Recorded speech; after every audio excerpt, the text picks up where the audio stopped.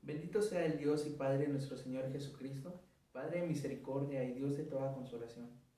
Amados hermanos y amigos, muy buenos días, sean todos bienvenidos a otro culto dominical. Hoy estamos reunidos para adorarle, darle gloria y honra a nuestro Señor. Hermanos, pasamos al tiempo de anuncios y seguidamente al tiempo de adoración. Esta semana cumplió año nuestro amado hermano Luis Villar. Dios le bendiga, hermano, muchas felicidades. Hermanos, también para recordarles que cada martes de cada semana estamos llevando a cabo la reunión de oración por vía Zoom, el cual estamos dejando el link en los medios de comunicación. Muy bien, hermanos, pasamos al tiempo de oración. Habacuc, capítulo 3, versículo del 2 al 4 dice: Oh Jehová, he oído tu palabra y temí. Oh Jehová, aviva tu obra en medio de los tiempos. En medio de los tiempos, hazla conocer. En la ira, acuérdate de la misericordia. Dios vendrá de Temán, y el santo desde el monte de Parán. Su gloria cubrió los cielos, y la tierra se llenó de su alabanza. Y resplandor fue como la luz. Rayos brillantes salían de su mano, y allí estaba escondido su poder. Amados hermanos, cantemos con un corazón reverente el himno Invencible Dios.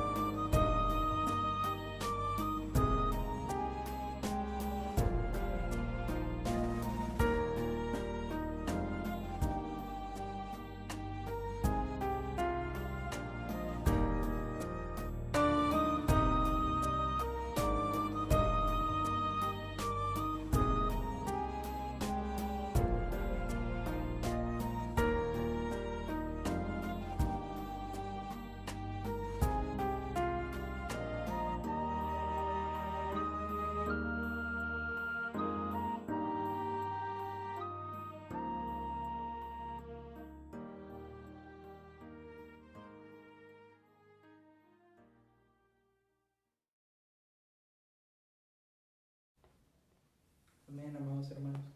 Hermanos, pasamos al tiempo de nuestra lectura congregacional. Recordemos que estamos en los libros de Proverbios. Esta ocasión nos toca leer el capítulo 9. Proverbios capítulo 9. Y dice la palabra del Señor: la sabiduría y la mujer insensata. La sabiduría edificó su casa, labró sus 7 columnas, mató sus víctimas, mezcló su vino y puso su mesa. Envió sus criadas sobre lo más alto de la ciudad, clamó, diciendo a cualquier simple, ven acá, y a los faltos de cordura dice, venid, comed mi pan, y bebed del vino que yo he mezclado.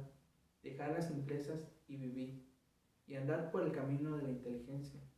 El que corrige al escarnecedor se acarrea afrenta, el que reprende al impío se atrae mancha.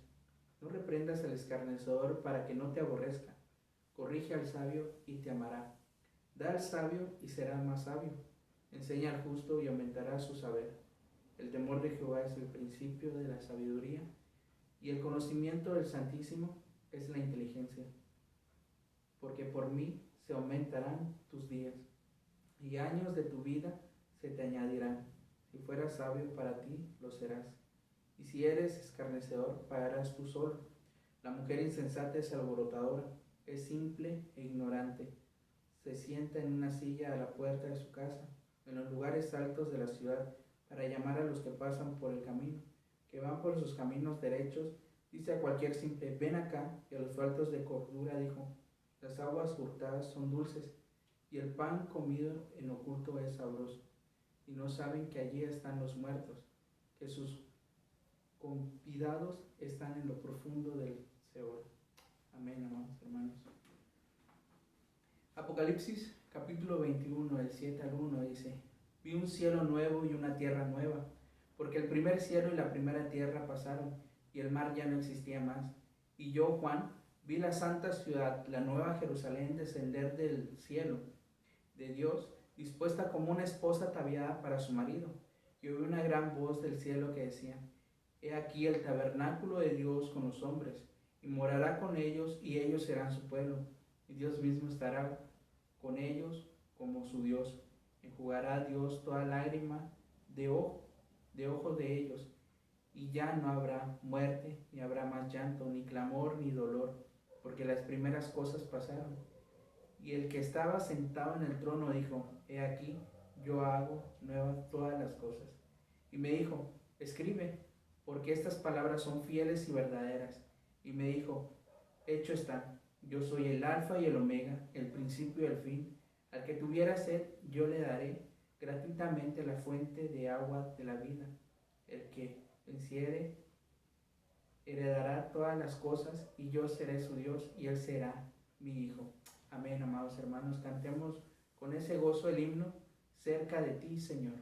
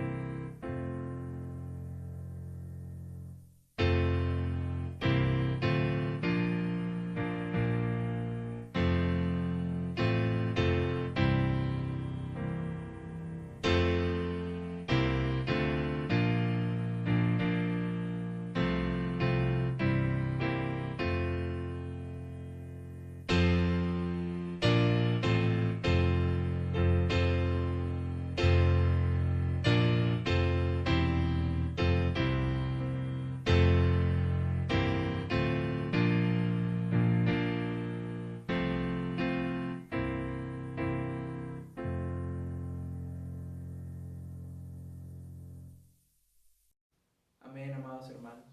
En 1 de Pedro, capítulo 1, del 17 al 21, dice: y si invocáis por Padre aquel que sin acepción de personas juzga según la obra de cada uno, conducíos en temor todo el tiempo de vuestra peregrinación, sabiendo que fuiste rescatado de vuestra vana manera de vivir, la cual recibisteis de vuestros padres, no con cosas corruptibles, como oro o plata, sino con la sangre preciosa de Cristo, como de un cordero sin mancha y sin contaminación, ya destinado desde antes de la fundación del mundo, pero manifestado en los postreros tiempos por amor de vosotros, y mediante el cual creéis en Dios, quien le resucitó de los muertos y le ha dado gloria, para que vuestra fe y esperanza sean en Dios.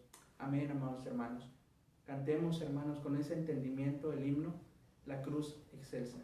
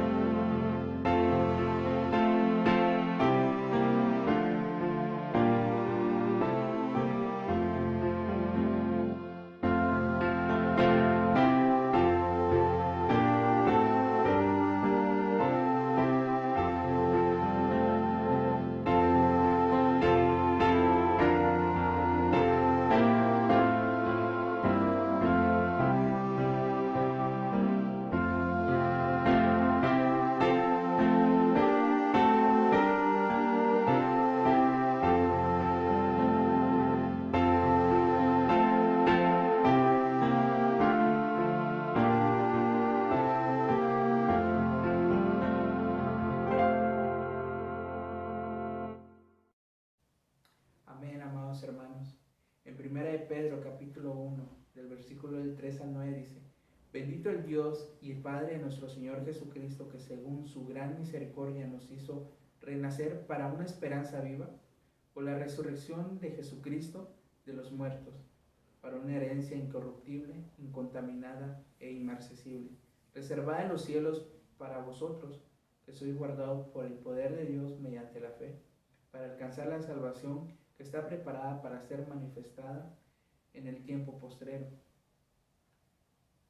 en lo cual vosotros os alegráis, aunque ahora por un poco de tiempo, si es necesario, tengáis que ser afligidos en diversas pruebas, para que sometida a prueba vuestra fe, mucho más preciosa que el oro, el cual, aunque perecedero, se prueba con fuego, sea hallado en alabanza, gloria y honra, cuando sea manifestado Jesucristo, a quien amáis sin haberle visto, a quien creyendo, aunque ahora no lo veáis, os alegráis con gozo inefable y glorioso, obteniendo el fin de vuestra fe, que es en la salvación de vuestras almas. Amén, amados hermanos. Cantemos el himno al Salvador Jesús.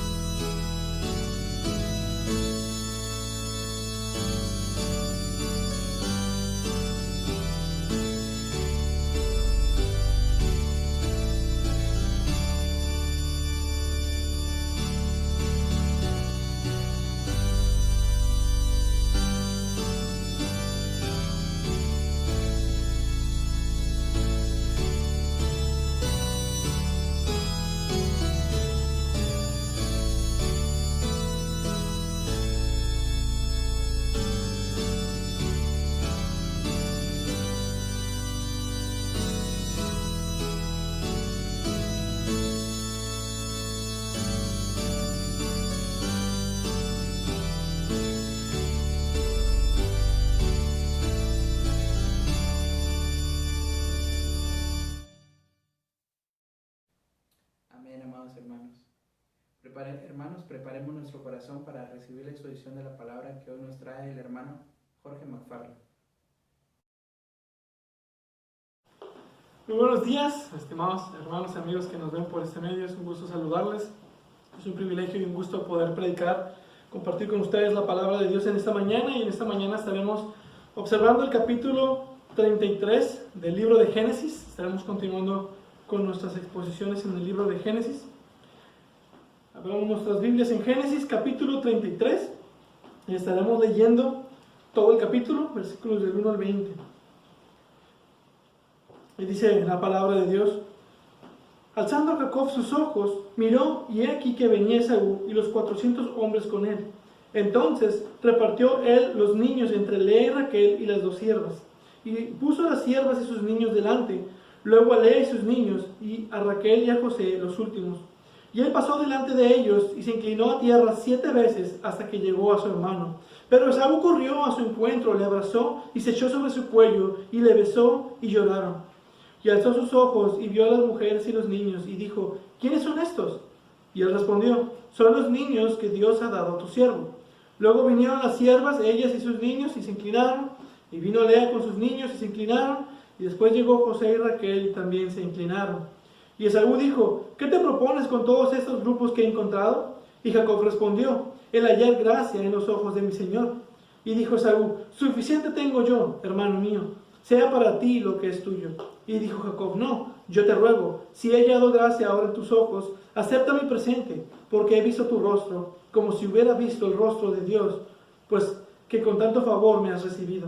Acepta, te ruego, mi presente que te he traído, porque Dios me ha hecho merced, y todo lo que hay aquí es mío.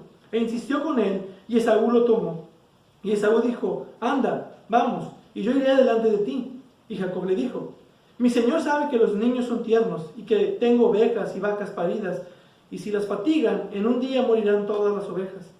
Pase ahora mi señor delante de su siervo, y yo miré poco a poco al paso del ganado que va delante de mí, y al paso de los niños, hasta que llegue a mi señor a Seir. Y Esaú dijo: dejaré ahora contigo de la gente que viene conmigo. Y Jacob dijo: ¿para qué es esto? Hallé yo gracia en los ojos de mi señor. Así volvió Esaú aquel día por su camino a Seir. Y Jacob fue a Sucot y edificó allí casa para sí e hizo cabañas para su ganado. Por tanto, llamó el nombre de aquel lugar Sucot. Después, Jacob llegó sano y salvo a la ciudad de Siquem, que está en la tierra de Canaán, cuando venía de Padam Aram, y campó delante de la ciudad. Y compró una parte del campo donde plantó su tienda, de mano de los hijos de Amor, padre de Siquem, por 100 monedas. Y erigió allí un altar, y lo llamó El Elohe Israel. Vamos a orar. Padre bendito y amado, te damos gracias por tu palabra, que es eficaz y más cortante que 2 filos, que es edificante, que es la verdad y nos nutre y nos llena. Y pedimos que seas con cada uno de los que están escuchando esta predicación en esta mañana, que tú seas con cada uno, que seas conmigo al hablar, y que tu palabra salga para el propósito en el que ha sido enviada. Te pido por todos los que ven esta transmisión, que tú bendigas sus familias, sus casas, y que tú me uses para tu gloria, para tu honra, y nos hables a través de tu siervo Jacob en ese encuentro que tuvo con su hermano Esaú. Y como tú obraste en gracia, esa maravillosa gracia en la que tú nos salvas, tú nos redimes, y tú nos ayudas a través de esta vida. Bendito seas, alabado sea tu nombre. Te damos toda la gloria. Amén. Bueno, en el libro de Apocalipsis nos presenta una imagen con la venida siniestra de 4 jinetes a caballo, conocidos como los 4 jinetes del Apocalipsis. Y mi intención no es interpretar este texto, pero ver cómo muchos lo interpretan hoy en día, y esta idea de que será un evento apocalíptico cuando estos 4 jinetes vengan como parte del juicio de Dios. Y los podemos ver en Apocalipsis 6, y Juan nos describe su visión hablando de un caballo blanco y su jinete con su arco y su corona, y salió venciendo y para vencer, y de un caballo rojo o bermejo y su jinete con gran espada, y tenía poder para quitar la paz y para que se matasen unos a otros. Otro caballo negro y su jinete venía con una balanza para justicia, y el último caballo amarillo y su jinete se llamaba Muerte. y se le dio poder para matar con espada, con hambre, con mortandad y con las fieras de la tierra. Según muchos interpretan, estos caballos simbolizan la venida del juicio de Dios. Y la forma en la que se nos describe es una forma muy siniestra y oscura. Y el juicio de Dios vendrá un día. El veredicto es inevitable para todos aquellos que no están en Cristo. Y qué terrible es en verdad estar en la ira de Dios, bajo la ira de Dios. Ahora, si estos 4 jinetes causan terror, imaginen a Jacob mientras toma su camino regreso a casa, y él se topa no con 4, sino con 400 hombres a caballo, bajo la bandera de su hermano Esaú, para ejecutar el juicio de Esaú, o al menos eso es lo que Jacob creía. Y a quien sabemos, Jacob se había ganado de enemigo. Y el sonido de los pies de los caballos galopeando debió haber traído un terror a su corazón. Su venida era como la llegada de muerte certera por causa de sus pecados contra su hermano. Y como observamos en el capítulo 32, Jacob tembló de miedo y oró al Señor por ayuda. Pero inmediatamente entró en pánico e ideó un plan, un esquema para aplacar la ira de su hermano, tomando parte de sus manadas y de su gente y enviándolas en grupos y en tiempos como sobornos para Esaú. Él mismo nos dice que era para aplacar la ira de su hermano. Y en nuestra ocasión anterior vimos cómo Dios viene a pelear con Jacob para hacer que se rindiera en su misión de fe. Y ahora, al comenzar este día, él debe cruzar el río para ver a su hermano. ¿Acaso Esaú lo matará? ¿Será el último día de Jacob en esta tierra? Bueno, teniendo fe y sometiéndose a Dios, Jacob ahora enfrentará a su hermano con un nuevo coraje. Él será ahora el nuevo hombre Israel y prevalecerá por medio de fe en lugar de medios propiciados por hombres. Ahora, la primera señal que tenemos de que Jacob realmente ha cambiado es el orden en el que organiza a su familia. Él ve a Esaú venir con sus jinetes y entonces organiza a su familia en grupos de madres con sus hijos. Primero pone a las siervas y a los hijos que tuvo con ellas. Atrás de ellos puso a Lea y a sus hijos, y finalmente, mostrando quién era la amada y su favoritismo, que de hecho después le será un problema, pone en el lugar más seguro a Raquel y a su querido José. Y lo más notable aquí que debemos tomar en cuenta es dónde se puso Jacob. La noche anterior, después de mandar a todos sus presentes, todas esas caravanas para Esaú, mandó a su familia después a cruzar el río Jaboc, y él se quedó al otro lado del río para tener más tiempo y espacio entre él y Esaú. En otras palabras, mandó a su familia para comprarse más tiempo. Eso, podemos decir, fue muy cobarde de su parte, y se posicionó lo más lejos que podía del peligro. Pero ahora, él ha visto a Dios. Él se ha sujetado del Señor con fuerzas y fue bendecido. Ahora es un Israel venciendo, no por medio del miedo, sino por fe. Y ahora se pone delante de su familia, dando oportunidad ahora de dejar escapar a sus mujeres y a sus hijos. Obviamente en el orden de menos interés a más interés, para que si alguno de ellos pudiera tener más oportunidad de escapar, fueran Raquel y José. La segunda señal que podemos ver es el esfuerzo que toma por reconciliarse y restituir el daño a su hermano. Ahora, si recuerdan, cuando Jacob estuvo en este viaje de Padán Aram a Mesopotamia hasta Canaán, él ya había puesto en su corazón el reconciliarse con su hermano. Él ya tenía este deseo, y por esto él manda un mensajero al sureste del Mar Muerto, a Seir, donde vivía su hermano Esaú, para decirle que iba a verlo. Y cuando regresa el mensajero, vaya noticia que dice que Esaú ya venía, él ya sabía de su venida, y venía él con 400 hombres a caballo. Y fue de gran preocupación para Jacob el saber esto. Y aún después de que peleó con Dios y dejó a un lado sus maneras antiguas de engañar y de tomar por el talón, dijo algo muy, muy sincero y muy fuerte: no te dejaré si no me bendices. Eso es lo que necesitamos hacer nosotros, aferrarnos a Dios, no por las cosas que queremos, no manipulando bajo nuestros propios deseos, sino en sumisión a la voluntad de Dios para nuestras vidas, confiando solo en el Señor. Entonces ahora tiene más una obligación en reconciliarse con su hermano, tiene un compromiso. Es lo que enseñó Jesús en el Sermón del Monte. como parte de nuestra adoración. No debemos adorar a Dios mientras tengamos algo en contra de nuestro hermano y no estemos haciendo o tomando medidas para reconciliarnos. Jacob luchó con Dios y vivió, y ahora necesita enfrentar a su hermano. Ahora la Biblia nos muestra que una parte esencial del arrepentimiento del pecado involucra hacer una restitución por el mal que hemos hecho. Muchas veces no lo pensamos así, pero es verdad. Arrepentimiento no es simplemente decir lo siento, es lidiar prácticamente con los efectos de nuestro pecado. Ian Duguid comenta, el arrepentimiento bíblico es más que decir lo siento. También involucra confesión cara a cara y restitución donde sea posible. El verdadero arrepentimiento reta nuestro orgullo y nos llama a humillarnos a nosotros mismos, de admitir nuestro pecado y después lidiar responsablemente con las consecuencias de nuestras acciones. Ahora, un ejemplo bíblico clásico muy conocido es Zaqueo. Recordarán al pequeño Zaqueo, y es pequeño no por edad, sino por estatura. Él va y se sube a un árbol sicomoro porque quería ver a Jesús pasar y no podía. Entonces sube a este árbol y él ve a Jesús y Jesús lo ve también a él y lo llama.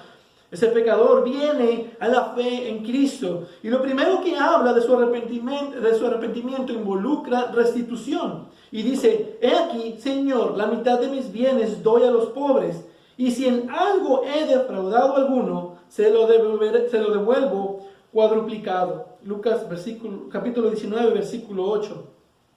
Otro ejemplo clásico de restitución bíblico es precisamente este pasaje con Jacob en Génesis 33, al encontrarse con Esaú.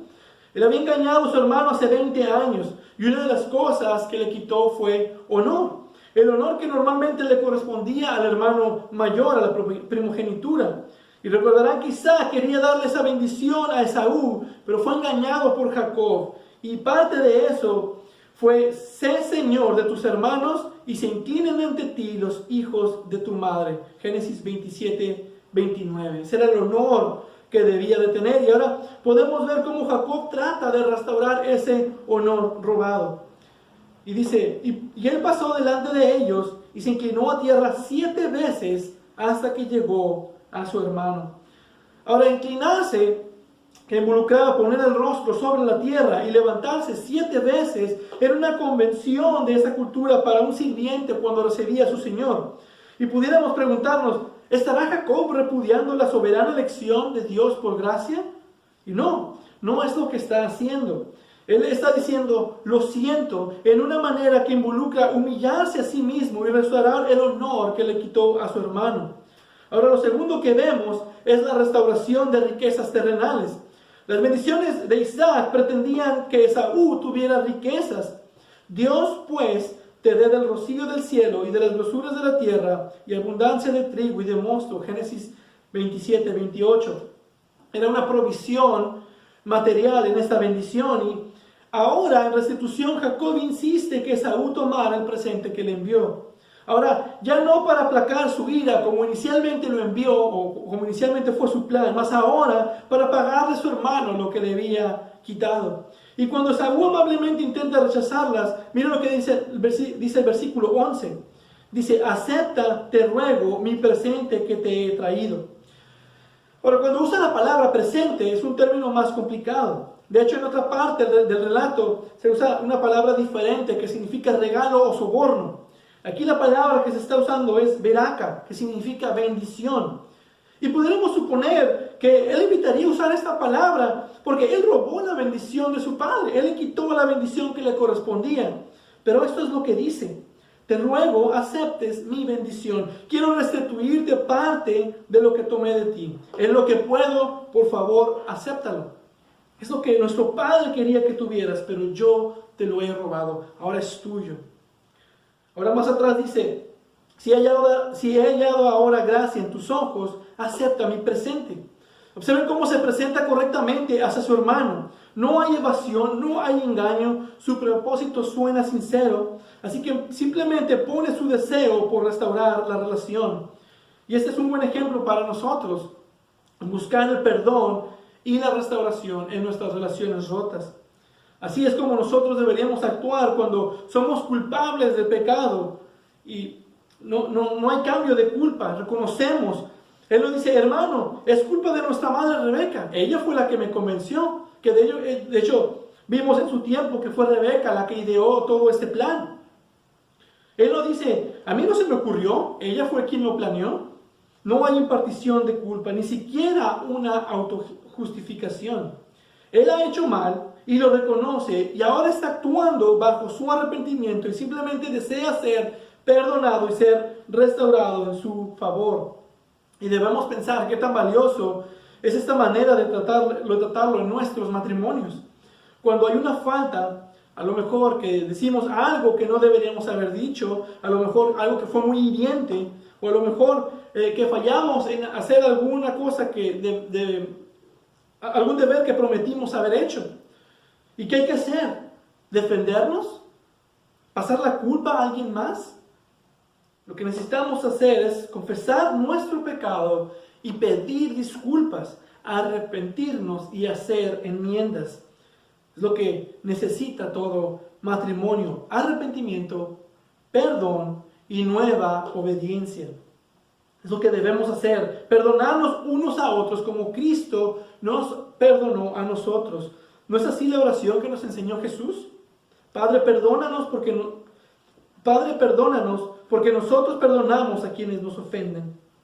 Y más, como cristianos, como creyentes, perdonamos porque estamos conscientes de cómo nosotros hemos pecado ante un Dios que nos ama y ante Jesús que murió por nuestros pecados. ¿Cómo podemos aceptar su perdón y no dárselo a otros? ¿Cómo podemos aceptar su amor y no dárselo a otros? Esto es una cultura cristiana en un hogar, donde francamente confesamos nuestros errores, nuestros pecados, nuestras ofensas, entre esposos y hijos también, y nos arrepentimos y nos perdonamos unos a otros en el amor de Cristo. Y bien, la pregunta principal que cuelga aún sobre esta reunión no era principalmente lo que Jacob haría, pero lo que Esaú haría. ¿Cómo iba a responder al ver a Jacob? Y es evidente por las acciones de Jacob que finalmente está confiando en el Señor para darle bendición. Mientras luchaba con Dios la noche anterior, él quita sus manos de sus manipulaciones y las pone en el Señor. Él se aferra al Señor hasta recibir la bendición. Y en esta bendición es en la que Jacob confiaba. Y el resultado de eso lo podemos ver en Esaú con su abrazo perdonador. Y hay una situación similar que ocurrió más adelante en la historia de Israel, por el 400 a.C., cuando el conquistador de Macedonia, Alejandro el Grande o Alejandro Magno, estaba acampando en Palestina. Alejandro había invadido Persia, ganó grandes batallas y ahora, antes de terminar con Persia, él quería ir al sur, hacia Egipto. Y para hacer eso, él tenía que tomar la ciudad de la costa, la fortaleza de Tiro. Y eso le tomó 2 años. Fue una gran tarea. Y durante ese tiempo, de acuerdo con el historiador judío Josefo, Alejandro envió una nota a Jerusalén a un hombre llamado Yedúa, que era el sumo sacerdote gobernando la ciudad. Y Alejandro le dice en la carta que quería que le dé suministros y materiales que necesitaba él para su conquista. Y él responde que ha dado su voto al emperador de Persia y sería incorrecto que le ayudara a Alejandro mientras estaba bajo promesa a su enemigo. Esa fue la respuesta de Yedúa, creyendo que Alejandro respetaría esto, y aparentemente él no conocía el tipo de hombre que era. Alejandro no aceptó esa respuesta, de hecho se ofendió, y con esto Alejandro Magno marchó a Jerusalén con fuerza.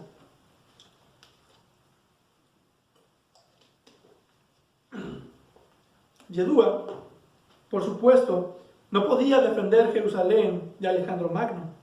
¿Cómo pudiera hacer esto? Pero Dios se le apareció en un sueño y le dijo qué hacer. Y mientras se acercaba el ejército de Macedonia, hizo lo que Dios le pidió que hiciera. Tenía las puertas abiertas de la ciudad. Las personas de la ciudad salieron vestidos de blanco y delante de ellos estaban los sacerdotes. Y a su cabeza estaba el sumo sacerdote con su efod y todas sus vestiduras sacerdotales. Y vino Alejandro a la cabeza de su ejército. Y para el asombro del ejército macedonio, el gran conquistador desmontó su caballo, se acercó al sumo sacerdote y se inclinó al suelo. Tiempo después, Parmenión, su general, le preguntó por qué haría tal acto tan asombroso. A lo que Alejandro respondió que antes de iniciar su conquista, un hombre vestido exactamente como el sumo sacerdote le había hablado a él en un sueño y le dijo que de hecho él debía ir y de conquistar. Le había prometido victoria de a ver al sumo sacerdote de Israel. Alejandro se inclinó a adorar al Dios verdadero y a su representante terrenal. Es un registro de las antigüedades de los judíos y no es un relato bíblico, pero sí histórico, y lo importante de ver es por qué razón fueron perdonados. Porque Dios estaba trabajando detrás del telón. Yedúa estaba obrando con integridad y se le vino el conquistador encima, y resulta que 4 o 5 años antes Dios ya estaba obrando el medio por el cual Él les daría paz por esto. Eso fue en ese entonces, y eso mismo parece ser el caso con Esaú y su asombrosa recepción de su hermano. Versículo 4. Pero Esaú corrió a su encuentro y le abrazó y se echó sobre su cuello y le besó y lloraron. Ahora, ¿cómo podemos considerar esta reunión emocional? La última vez que se vieron, hace 20 años, Esaú estaba con toda la intención de matar a su hermano. Y de hecho Rebeca lo tomó tan serio que mandó a Jacob al exilio. Y de hecho, pareciera por el hecho de que haya querido venir a ver a su hermano con un ejército de 400 hombres que no tenían muchas intenciones de paz. No se veían muchas intenciones de paz. Entonces, ¿qué ha cambiado? Pudiéramos argumentar que la humildad de Jacob ayudó un poco, pero realmente fue Dios quien ablandó el corazón duro de su hermano Esaú hacia su hermano Jacob, transformándolo de un odio a un afecto cariñoso. Jacob había orado por la protección de Dios contra la respuesta de Esaú. Y el Señor ya había estado hablando el corazón enojado de Esaú y lo preparó para una reconciliación. Y bueno, he mencionado que una llave para restaurar relaciones, particularmente cuando nosotros somos los que hacemos el mal, es el confesar nuestros pecados, pedir por perdón, hacer la restitución que podamos. Pero hay un asunto clave también, y es la oración. Pedir a Dios por cosas piadosas, pedir de acuerdo con su voluntad, pero debemos de hacerlo con confianza para hacer que el Señor cambie corazones. Podemos pensar en la vida de Hudson Taylor, el gran misionero que tuvo que constantemente lidiar con dificultades, y su lema era: es posible mover a los hombres por medio de Dios, por la oración. Matthew Henry dice esto: no es en vano confiar en Dios, invocarlo en el día del problema. Aquellos que lo hacen frecuentemente encuentran el problema mucho mejor de lo que temían. Dios es capaz de ablandar corazones, de cambiar pensamientos, de mover corazones, a tener brazos abiertos de recepción, y debemos orar que así sea. Debemos orar que así sea. Y podemos preguntar: ¿hasta dónde fue el cambio de corazón Esaú? ¿Se convirtió al Señor acaso?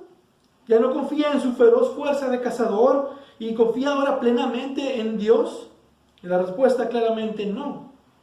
Gracias a Dios su deseo de venganza se ha disipado y transformado en un deseo de restauración. Pero si ven la conversación, noten que no hay ninguna mención en el diálogo de Esaú sobre Dios en ninguna manera. Después de abrazar a su hermano, pregunta por las mujeres y los niños, versículo 5. Y alzó sus ojos y vio a las mujeres y los niños, versículo 8. Le dice: ¿qué te propones con todos estos grupos que he encontrado? Y versículo 9 le dice: suficiente tengo yo, hermano mío, sea para ti lo que es tuyo.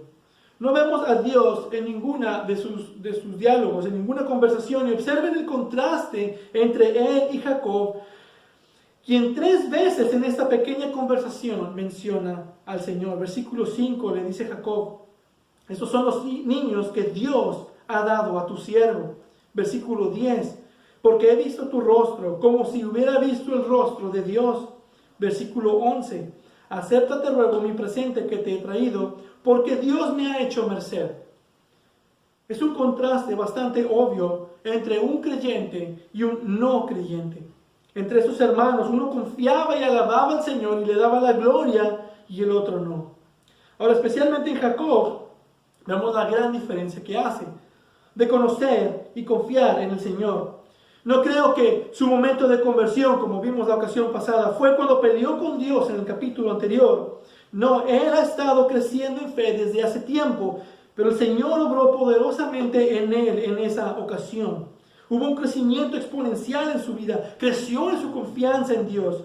Y lo podemos ver en su actitud cambiada hacia las personas y hacia las posesiones. Toda su vida ha sido el Jacob, el suplantador. Y ahora dice, Dios me ha hecho merced. Y la mejor traducción de esto dice, y todo lo que hay aquí es mío, dice. Y una mejor traducción es, tengo suficiente. Porque Dios me ha hecho merced y tengo suficiente. Y pensar en uno de los periodos más largos de la vida de Jacob sería un tema de conversación con su hermano Esaú. Mira, partí en un largo viaje hasta Aram y vi a una hermosa joven ahí que resultó ser la hija de Labán, y luego tuve que trabajar con Labán por 7 años por Raquel, pero me engañó y me dio a Lea, y después me dio a Raquel y tuve que trabajar otros 7 años para Labán, y ahora estoy casado con las hermanas.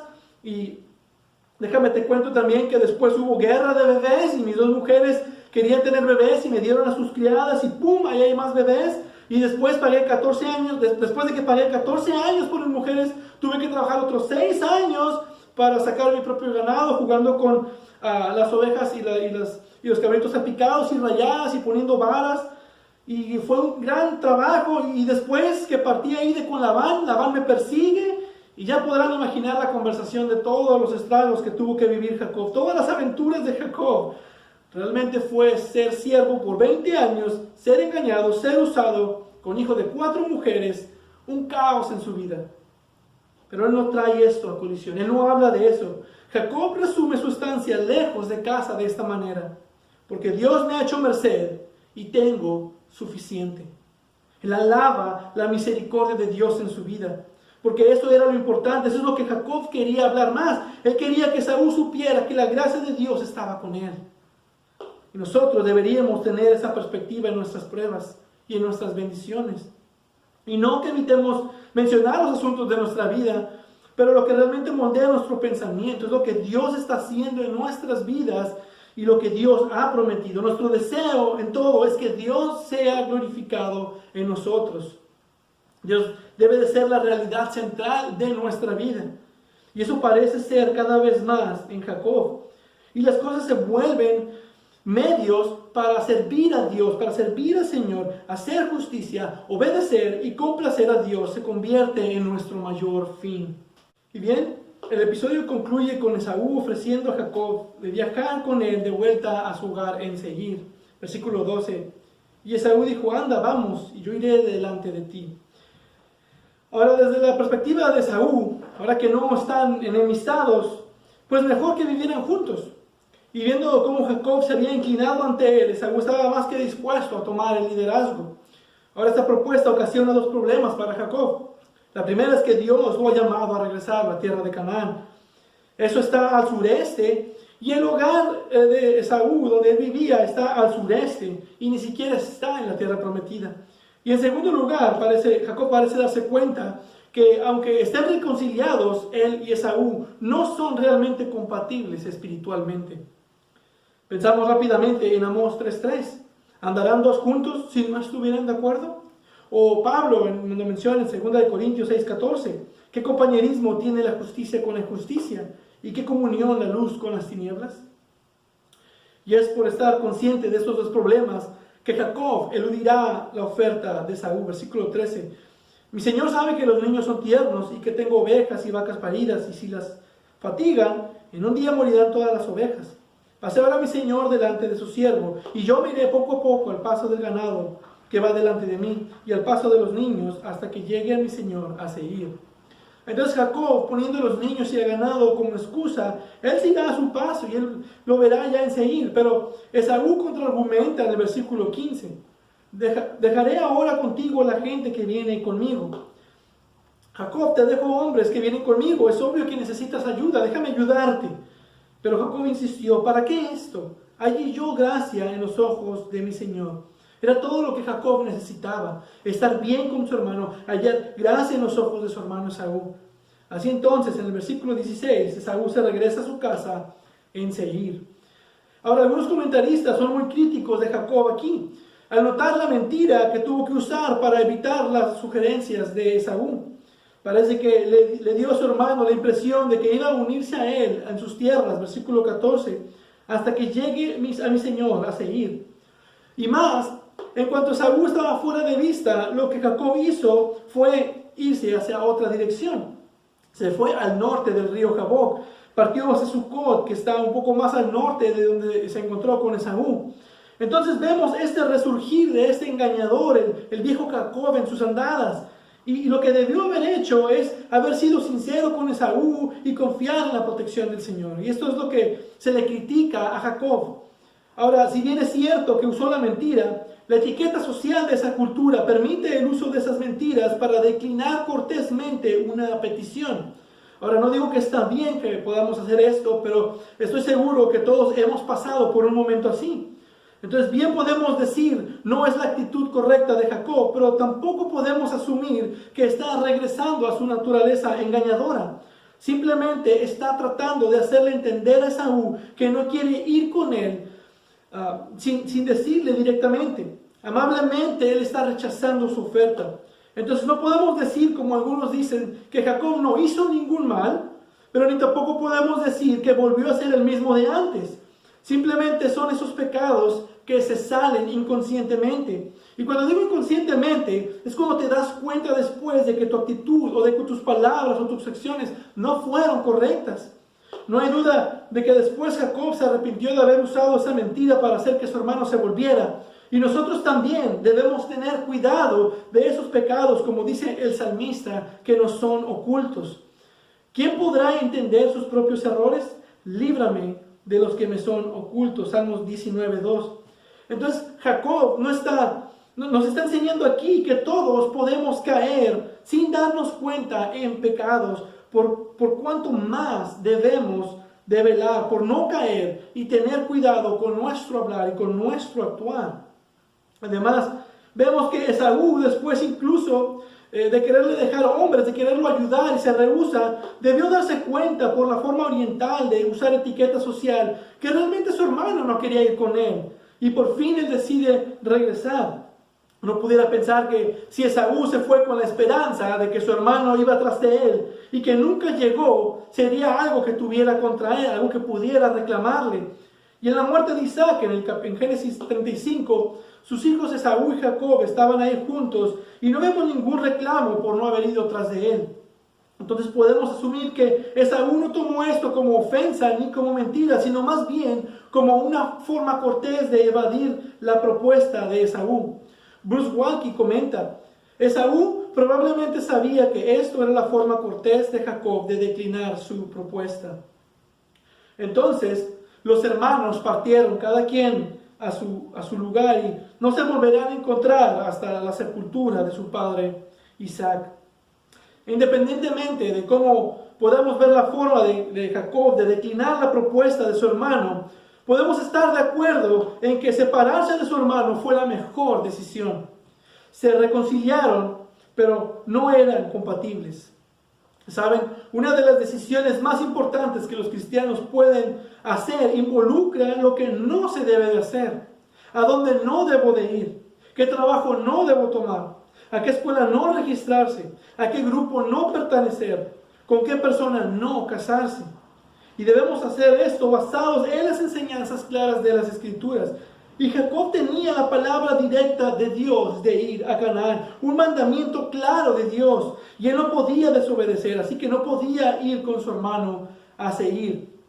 Y vemos en el versículo 17, nos dice, y Jacob se fue a Sucot y edificó allí casa para sí, e hizo cabañas para su ganado, por tanto llamó el nombre de aquel lugar Sucot. Ahora, él no estaba mintiendo o exagerando tampoco cuando expone a Esaú que sus hijos eran infantes. El mayor de ellos tendría 12 años y tiene 11 hijos. Realmente tenía infantes y ya habían caminado mucho. Fueron perseguidos por Labán. Han tenido que viajar rápido y han tenido que viajar por una gran distancia. Pero también tiene ganado recién parido y ya también van cansadas. Y sabiendo que Jacob es un extraordinario pastor, no estaba exagerando el hecho de que podían morir si ellos continuaban un viaje tan cansado, y más si lo hacían a la velocidad de los caballos. Entonces el versículo 17 nos sugiere que realmente Jacob necesitaba descansar, necesitaba llegar a un lugar de descanso, dejar que sus hijos tal vez crecieran un poco más. No nos dice de hecho cuánto tiempo se quedó, pero sabemos que fue tiempo suficiente para construir cabañas, y eso sugiere que a lo mejor se quedó ahí por algunos meses. Pero ese no era el lugar a donde él fue llamado. Así que versículo 18 nos dice: después Jacob llegó sano y salvo a la ciudad de Siquem, que está en la tierra de Canaán, cuando venía de Padán Aram, y acampó delante de la ciudad. Sucot se encuentra a 8 kilómetros del este de Siquem, que a su vez esta se encuentra a 108 kilómetros al norte de Jerusalén. Y resulta ser el mismo lugar por donde Abraham entró por primera vez a la tierra prometida. Génesis capítulo 12, versículo 6. Y ahí Jacob compró tierras, y era una señal de que él pretendía quedarse. Podemos ver que estos movimientos no son meramente notas de viaje. Dice un comentarista que estas son las declaraciones de que Dios ha cumplido su promesa que le hizo a Jacob en Betel. Jacob ha llegado sano y salvo a la tierra prometida. No solo con la bebida y la comida que él había pedido, pero con esposas, hijos, ganados, y tenía gran abundancia a través de la provisión fiel y en gracia de Dios. Y también nosotros un día llegaremos a nuestro destino. Por la fe en Cristo Jesús vamos a llegar al cielo. Y lo que vamos a hacer es adorarle, es cantar himnos y alabar su santo nombre por toda la eternidad. Y es de notar que cuando Jacob llegó a la tierra prometida es precisamente lo que él hizo. Versículo 20. Y erigió allí un altar y lo llamó El Elohe Israel. Cuando nos reunimos a adorar en familia y aún como iglesia en su tiempo, esperando sea pronto, cuando nos juntamos para adorar, estamos diciendo: Él nos va a llevar allí. Él es nuestro Dios. No vamos a esperar a llegar allá para adorarle. Vamos a adorarle ahora. Porque sabemos que Él es verdad, sabemos que Él cumplirá su promesa. Él es fiel, Él es verdad, Él es veraz, Él es santo, Él es perfecto. Y Él nos llevará a casa con Él. Nosotros queremos darle gloria en el camino. Dios se ha probado fiel a su palabra.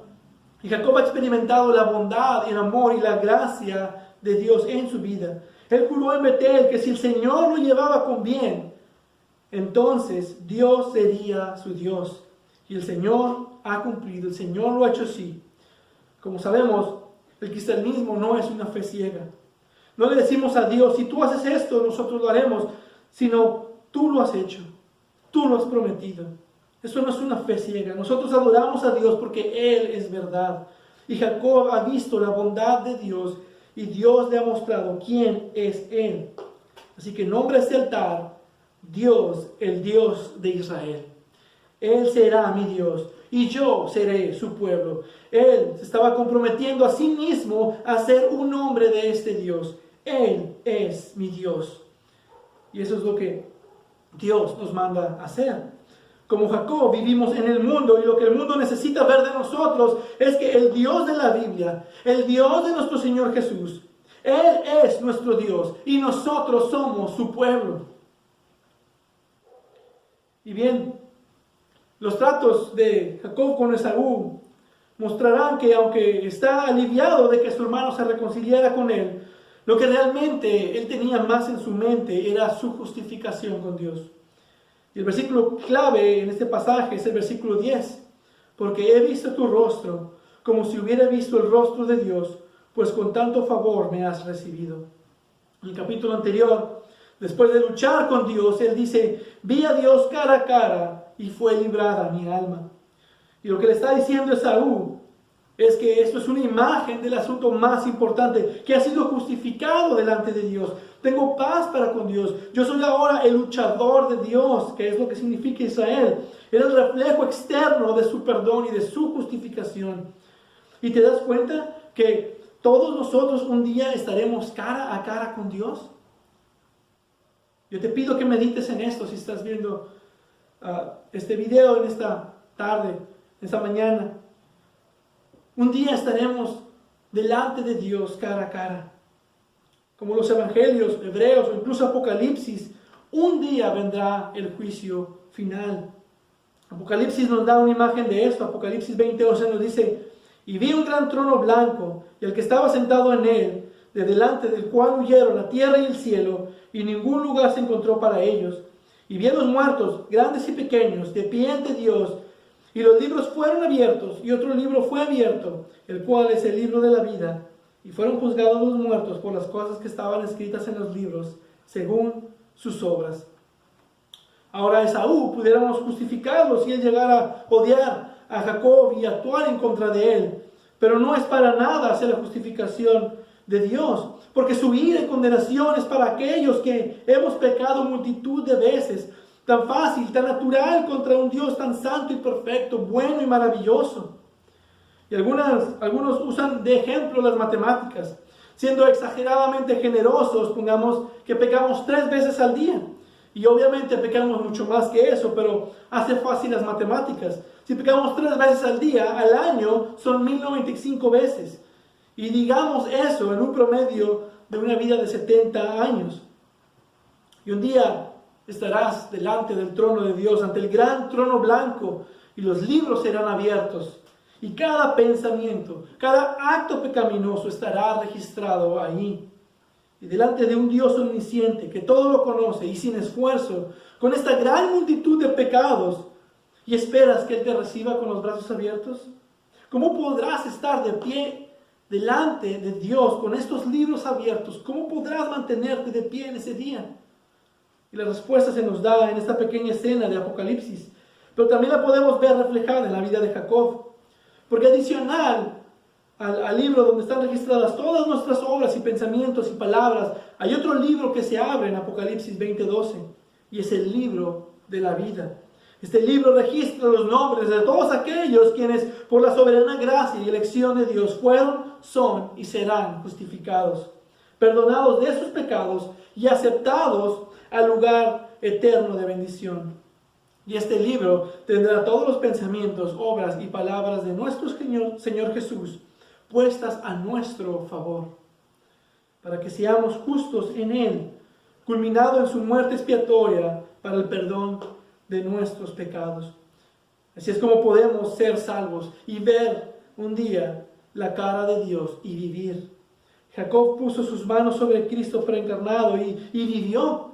Y por eso él podía hablar de esta manera. Y lo que más deseamos es tener a Cristo Jesús y tener a mi favor su obra redentora.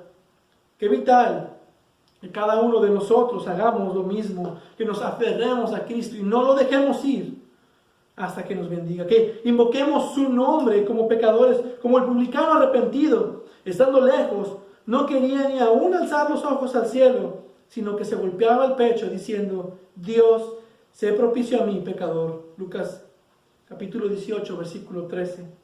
Sencillamente confesando nuestros pecados sin excusas, sin culpables, sin darle vueltas, los pecados cometidos contra Dios, para recibir la bendición que Él da de perdón y de vida eterna solo a través de Jesús.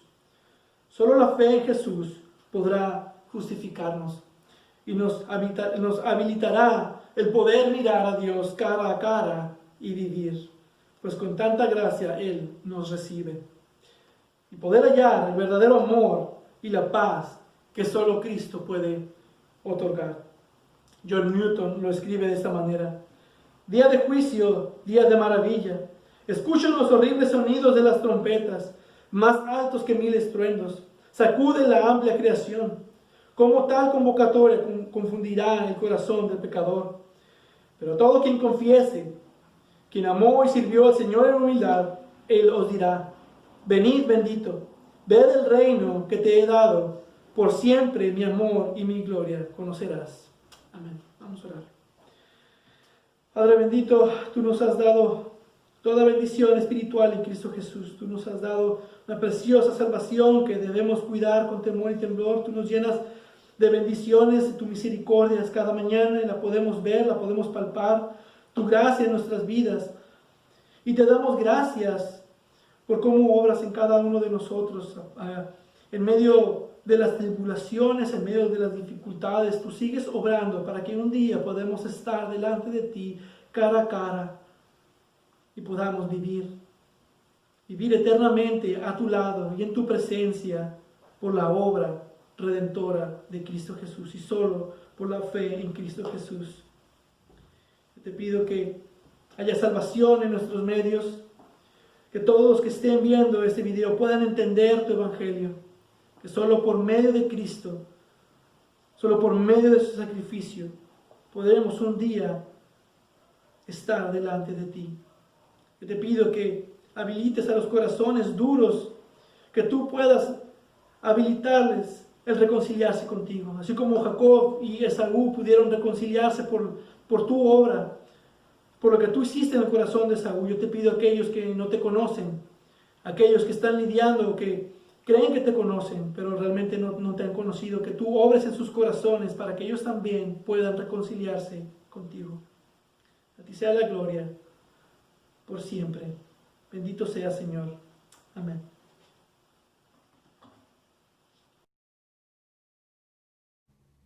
Muchas gracias, amado hermano, por la exposición de la palabra. En el Salmo 55, versículo 22 nos dice: echa sobre el Señor tu carga y Él te sustentará. Él nunca permitirá que el justo sea sacudido. En el Salmo 37:5 dice: encomienda al Señor tu camino, confía en Él, que Él actuará.